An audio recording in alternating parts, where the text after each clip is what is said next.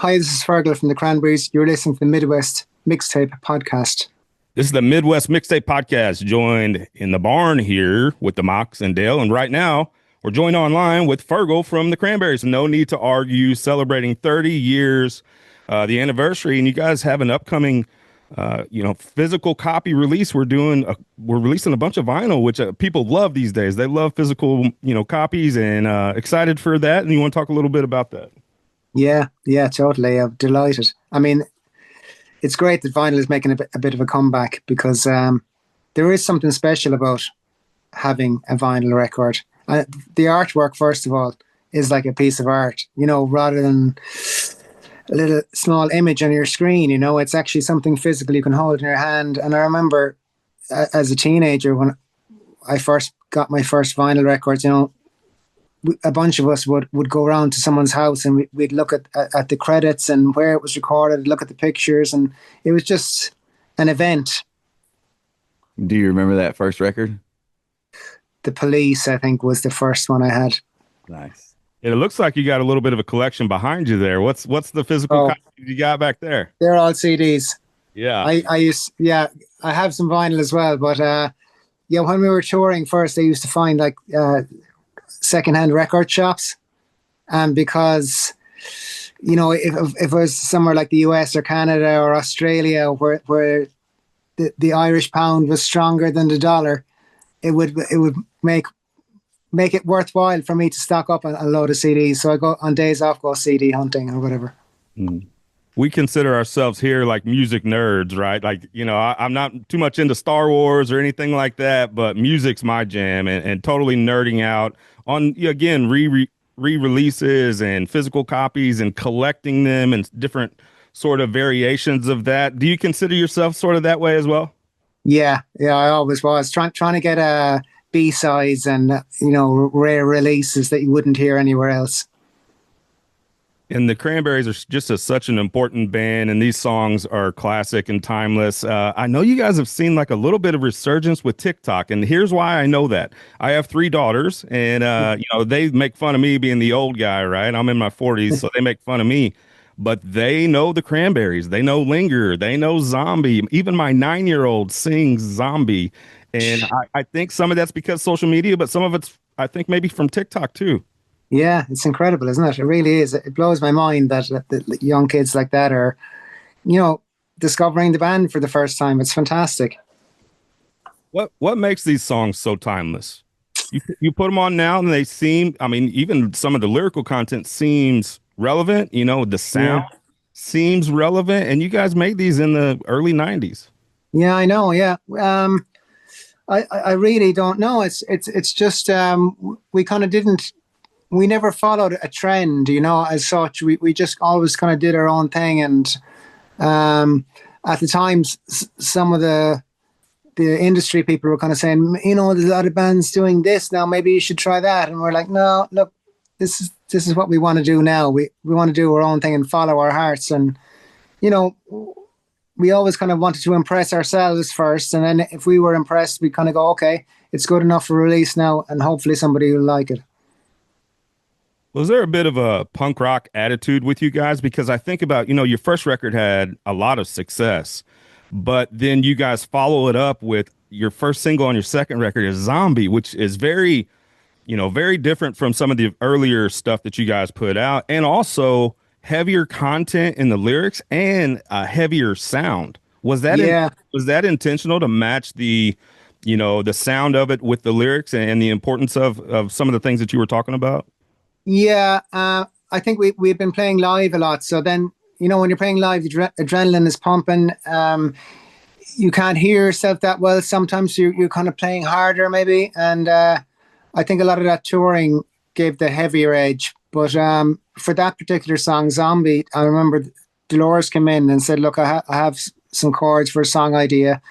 And, have you got any distortion pedals? Because it needs to be angry. I read this article in a newspaper, and it's really got me wound up, and I'm really angry, and I need to express it. So hit the drums hard, put on some distortion. It needs to really build. One of the things I love about your playing is your tom work. And I think it's specifically about something like Dreams, where you're throwing in these little extra toms. I think if somebody else hears the music and tries to apply drums to that song, I think it sounds way different. How much of your style goes into your songwriting and what you contribute to the song? Yeah, I think the magic of the Cranberries is the four individuals have their own unique identity. And, you know, none of us ever said to anyone else, you should try play this way or try play that way.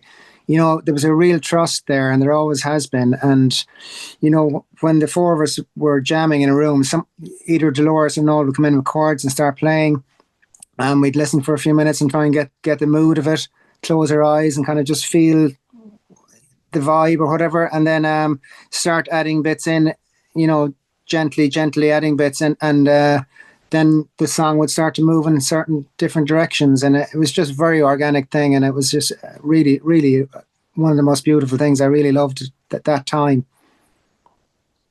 So with the band name, the Cranberries, I read where it started as the Cranberries Saw Us, like a play on words for cranberry sauce. What conversation, what's with the cranberry sauce and the cranberries? Where did that? There was a guy who was singing with us when we started off first. He was in a different band called the Hitchers, and then he wanted to do like a side project. So we had just been rehearsing instrumentally, and then he joined the band, and he said, "Look, I have a name for the band, the Cranberries Saw Us," and we were like, "Yeah, okay, it's a bit cheesy, but we'll go with it." And then he left after maybe 6 months or whatever, and then we were looking for a new singer. And when Dolores joined, we said, "Look, let's shorten it to the Cranberries. It's kind of easier and not as cheesy." And I know throughout your career, you guys took some breaks here and there, but the four of you guys, once Dolores joined, you guys stayed together, and that's pretty rare these days, especially a band that's been around for decades now. You know, did that tight-knit bond when you guys were playing together and writing together and doing all that touring, did that go into the sound? And do you think that that was part of the success too, that you could form that almost it becomes one singular thing? Yes. Yeah, I agree.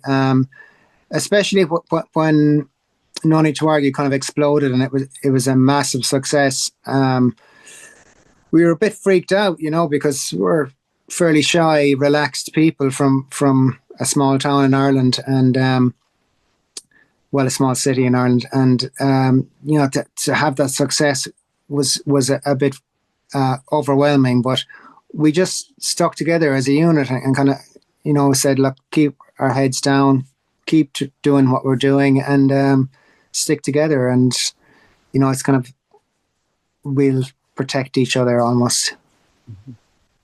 And obviously, unfortunately, we lost Dolores, and you guys have done, I think, just such a great job of honoring her legacy and doing the right thing. And part of that is the decision to not continue as a touring band. And talk about Dolores. You know, she was such a force on stage, and she just, you know, was this tiny woman, but had this such a presence about her, and commanded and demanded, you know, that respect. What was she like on, you know, talk about her on stage, but also what was she like off stage? Yeah. She was a huge, powerful force on stage. There was no doubt about it. And that developed over time, because for all of us, I think, when we started, we were really quiet and timid, we'll say. Dolores would sing kind of with her back almost to the audience or to the side, you know, because she was freaked out looking at people in front of her on the stage. And then the more you tour, I think the more you become relaxed and realize that people are there to enjoy themselves and not to see you fail, and people want to have a good time, and you kind of get more relaxed and get more into the vibe of being a performer and putting on a show. And yeah, I think after maybe 6 months of touring or whatever, we started to relax a bit more and get into the flow, and just enjoy ourselves on stage. And especially for Dolores being the front woman, who everyone, all eyes were on her, you know, and you know, once she kind of started to gain confidence, I think she just really grew into this powerful front woman. And off stage, she was much more relaxed, really She liked to have a laugh. She liked to just chill out and have fun, you know. Once you gain some popularity and you see those fans in the crowd like singing back to you, that added a comfort level when performing. Yeah, definitely. Yeah, definitely. Because when we first got to the States, we had been before that we had been touring for a few months in Europe, and yeah, some of the concerts were tough because not many people knew our stuff. And then we landed in Denver for our first gig, and the crowd were singing back the songs. We were like, "Oh my god, this is bizarre," but we definitely got a jolt of confidence from that. Good.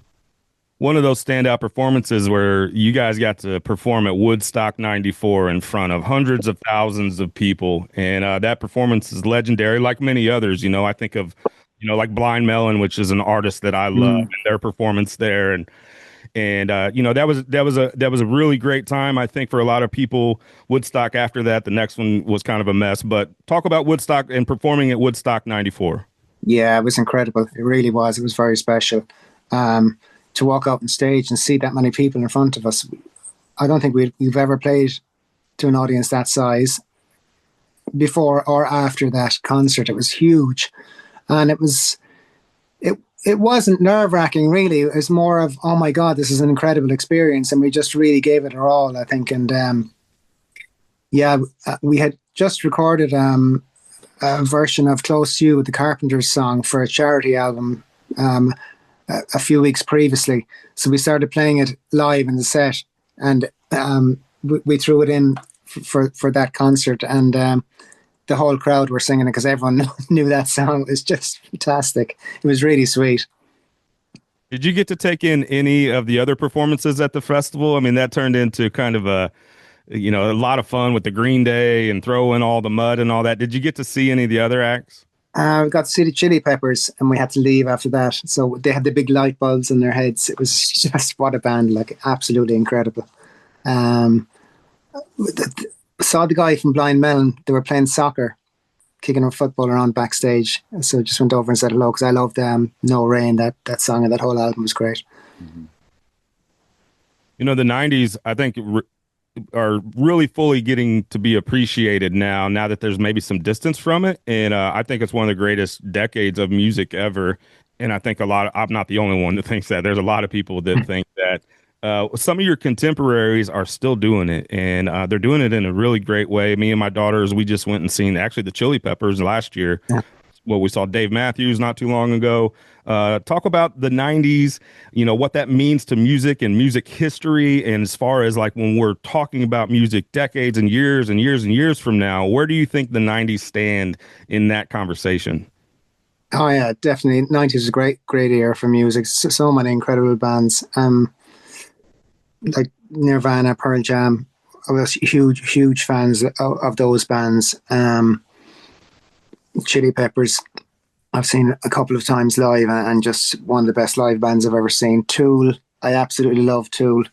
I only got to see them for the first time about 3 or 4 years ago, and I'm still blown away by it. They were without a doubt the best band I've ever seen live. It's just an experience like nothing I've ever seen.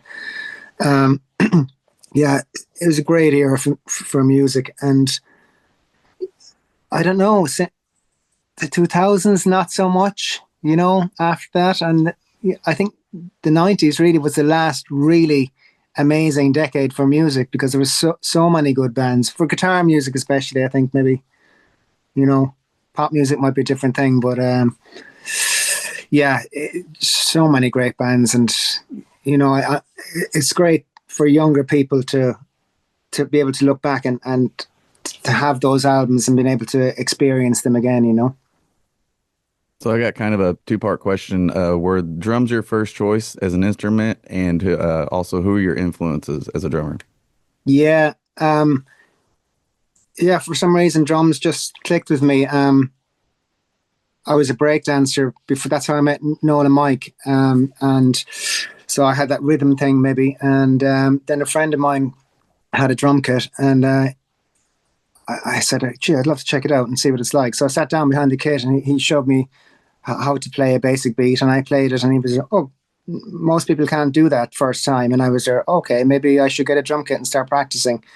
So like Stuart Copeland was a big influence. The Cure, Boris Williams was the drummer in the Cure. Joy Division, was Led Zeppelin, John Bonham. Yeah, so yeah, lots of various different influences, but at the start, those were the ones that I kind of locked onto. We talk about, almost this full circle moment where the 90s and you guys specifically are getting, back into the system, back into this thing. You have this resurgence. And with that comes some cover songs. People like to cover your stuff. We talk about Linger and Dreams and Zombie. Bad Wolves is a rock band and metal band that they covered, and they had some success with it. But I also think, I know you thought pretty highly of the remix, is it Iain Cook remix? Yeah. Yeah. And one of my favorites is a sort of a singer-songwriter, Evan Honer. I'm not sure if you've heard that one or not, but are there some covers that maybe stand out to you as far as get your sign of approval? Yeah, there was a Miley Cyrus version of Zombie that was during the COVID lockdown. I think she did a concert where she did Zombie, and I was like blown away. Did not expect to hear someone, because it's not the easiest song to cover, and she did. I think the best cover I've heard was her version. It was fantastic. I was shocked, but it was great, Yeah, you hear lots of young kids. You see it on like YouTube, TikTok, and stuff like that, and some of them are phenomenal. I'm a UFC MMA fan. There's a fighter, he's retired now, but the Korean Zombie would come out to Zombie. Did that ever touch your radar any? Yes, my son showed it to me at the time, and I was like, oh my God, I've never heard of this. It's brilliant. That was great. Yeah, and when he would come out, it was his walkout song. The whole arena would sing it, and I mean, I have chills thinking about it now. It's incredible. Because his nickname was the Korean Zombie, and that was his walkout song.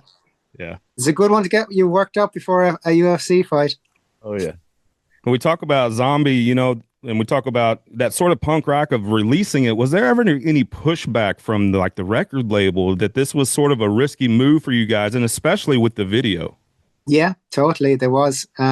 We had been playing it live for nearly a year, I think, before we recorded it even. So then, by the time the second chorus came around, people were singing it back to us, and it was kind of like, whoa, that's unusual. They've never heard this song before, but they're kind of familiar with it by the time the second chorus came around. So we were kind of going, maybe it would be a good first single because it seems to get a great reaction from the crowd. But of course, that didn't go down well with the industry people. They were kind of saying, our management and rec company were kind of saying, oh, I don't know, it's risky, it's very controversial, this and that. And we said, look, we've been playing it live for a year, gets a great reaction from the crowd. I think, we should release it or whatever. And, we pushed and they pushed, and eventually we just said, look, it has to be this. It's going to be great. So thank God we stuck with our guns and, stayed true to ourselves.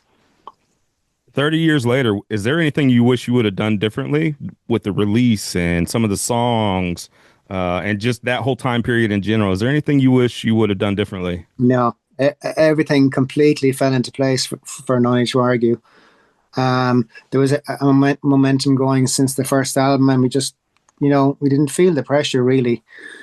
Because we had loads of songs written, we'd been touring and writing at soundcheck and that, and we were well prepared for the second album. So we just went in and enjoyed ourselves, and went off, did loads of promotion, did a big massive tour for 2 years nearly, I think, and it was great. It was really good. The only thing I think I would say, if I could speak to my younger self, is just to relax and enjoy it, and don't be overwhelmed by the fact that it's gotten so big. Yeah, over 1 billion views on YouTube now, so it's kind of heard about.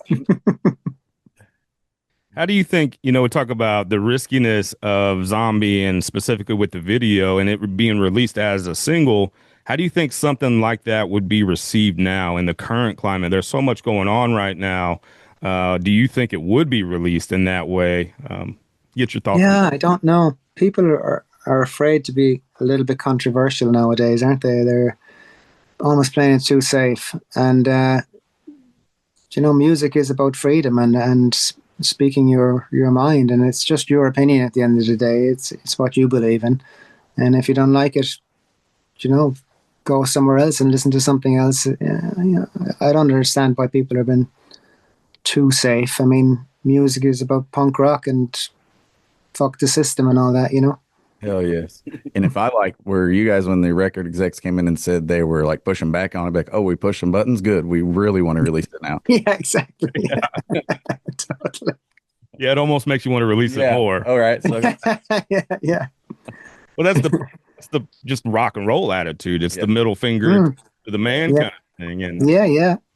But that's easier said than done when your whole career potentially could be on the line, because you had all this momentum going and all this full head of steam. And this was really a critical point in your career, I would say, to make that kind of choice and that kind of statement with that. Man, kudos to you guys.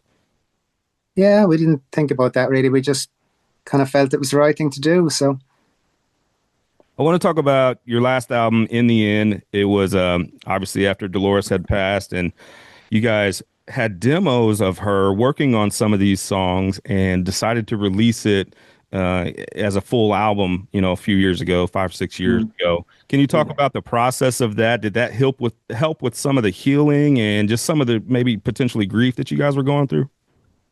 It did. It was the hardest thing I've ever done, I think. To hear her voice in the studio and you're listening back to the between takes she might be speaking or whatever, it was hugely emotional, and we were kind of thinking about putting it off a little bit for maybe a year or so, but Stephen Street, our producer, said, look, while you're going through the grief, come in and do it now while all those emotions are still in you and they're really raw or whatever, and you haven't calmed down, because you might turn around a year from now and go, no, I can't do it actually.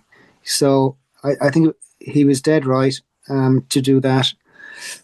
As difficult as it was, especially at the end of the day, I think, when we finish a day's recording, normally we'd all get together and have some dinner or, go out for a few drinks or whatever. But it was just weird that Dolores wasn't there at the end of the day. It was very, very strange, but I'm glad we did it, and we did her proud. I think we made